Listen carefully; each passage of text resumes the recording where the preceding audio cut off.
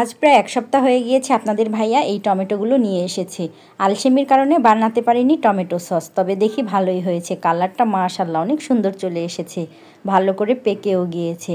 আর এদিকে তো এই যে বোটাগুলো ছাড়িয়ে নিচ্ছি। এই বোটা সহ যদি আস্ত করে টমেটোগুলো ফ্রোজেন করা যায়, মাশাআল্লাহ যখন ফ্রোজেন করা টমেটো ফ্রিজ থেকে নামানো হয় দেখে মনে হয় একদম সতেজ টমেটো।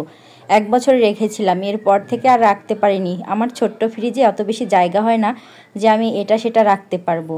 তো ভালো করে ধুয়ে নিয়েছি, এখন এগুলো ফালি ফালি করে কেটে দিব। কেউ চাইলে বোটার যে কালো অংশটা থাকে ওটাও ফেলে দিতে পারেন, তবে এটার আমি আলাদা করে ফেলতে যাইনি, সময় বাঁচিয়ে নিলাম। কারণ ছেলেকে আবার টিভি সামনে দিয়ে বসিয়ে দিয়ে এসেছি, আর এদিকে আমি একটু তাড়াহুড়ো করেই কাজ করছি। কোলে যে নিবে তার দাদু, সে তো কোলে থাকতে চায় না। তার দাদু তো চেষ্টা করে কোলে নেওয়ার জন্য, এত চঞ্চল একদম স্থির থাকে না। তাই তাকে রেখে কোনো কাজে গেলেও আমার টেনশনের শেষ থাকে না। তাই দেখা যায় এক কাজ আমাকে 3 দিন পর্যন্তও করতে হয়। কখনো তো করব বলে আর করেই উঠতে পারি না।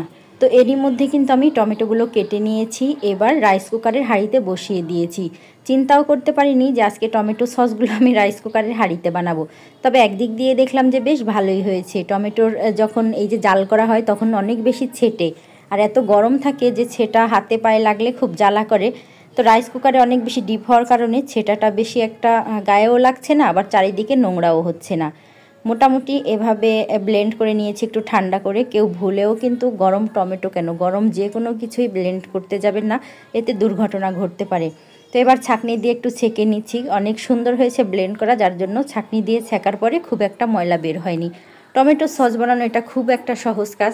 এটা এমন কোনো আহামরি কাজ না যেটা আপনাদের আমি দেখিয়ে শেখাবো আর আপনারা শিখে সেটা করবেন। তবে যেভাবে আমি বানালাম সেটা একটু শেয়ার করলাম। এবার আরও কিছু সময় জাল করে যে পানি পানি একটা ভাব আছে সেটা কিন্তু একটু শুকিয়ে নিব।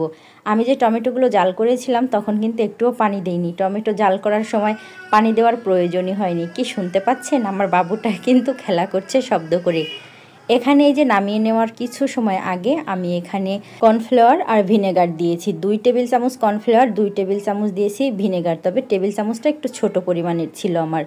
আর এরই মধ্যে কিন্তু বানানো শেষ হয়ে গিয়েছে। আর কর্নফ্লাওয়ার দিলে পানি পানি যে ভাবটা সেটা দূর হয়ে যায়।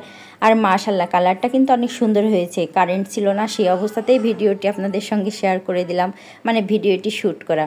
তো এরই মধ্যে তো সস বানানো হয়ে গিয়েছে। ইফতারির পরে ছেলে খুব অধীর আগ্রহে বসে আছে যে মাম্মাম তুমি সসটা বানিয়েছো, সেটা খেতে কেমন হয়েছে। আমি একটু ঝাল দিয়েছিলাম বেশি, তাই এটা একটু ঝাল ঝাল ভাব হয়েছে। বাসার সবাই তো ঝালটা খেতে পছন্দ করে। বাসায় ছিল কিছু আলুর চিপস, তো আলুর চিপস দিয়ে ওদের পরিবেশন করে দিলাম। যদিও ইফতারিতেও কিন্তু ভাজা পোড়া দিয়েও খেয়েছে, সবাই ব্যস্ত ছিলাম তাই আর ভিডিও করা হয়নি। আজ এই পর্যন্তই, পরবর্তী ভিডিওতে কথা হবে। আল্লাহ হাফেজ।